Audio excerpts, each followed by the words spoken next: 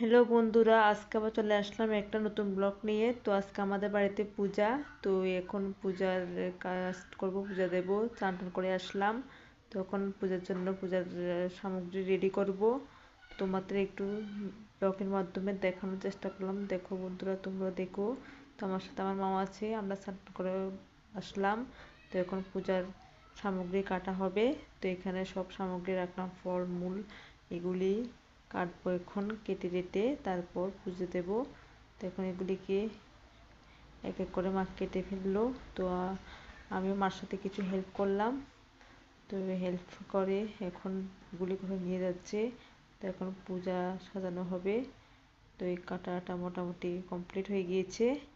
তো এখানে মা কিছু কাজ করতেছে। তো এখানে ফুল টুল, এখানে ফল কেটে নিয়ে সাজাইতেছি, যেখানে পুজো দেবে। তো আজকে আমাদের বাড়িতে বিপদাশিনী পূজা, তোমরা সবাই আসবে, তোমাদের সবার নিমন্ত্রণ।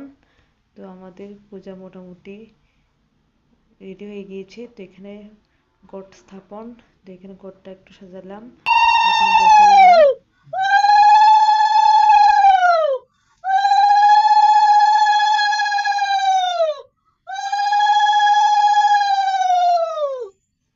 এখানে সাজিয়ে মা পূজার ঘট স্থাপন করলো। তো এখানে রেডি হয়ে যেতেছে। তো এখানে মা সাজাইতেছে সুন্দর করে। দেখো বন্ধুরা, তোমরাও কত সুন্দর করে সাজাইতেছে মা। তো আমি একটু হেল্প করে দিলাম। তো এখন আমি পাঁচালি পরবো। তো এই তোমাদেরও দেখানোর চেষ্টা করলাম একটু। তোমরা সবাই আসবে, আজকে তোমাদের সবাই নিমন্ত্রণ আমাদের বাড়িতে। এখানে মা ধূপকাঠি মোমবাতি জ্বালাচ্ছে। তো এখানে পূজা হয়ে যেতেছে, মা এখানে পূজা করছে। তারপর আমি পাঁচালি পরবো। আমিও পাঁচালি পরলাম। পরে তো দেখো বন্ধুরা, কত সুন্দর লাগছে পূজা টুজা। খুব ভালোই লাগে, সুন্দর লাগে, মন একদম পবিত্র হয়ে যায়। তো মা এখানে পূজা করছে, তারপর আমি পাঁচালি পরবো।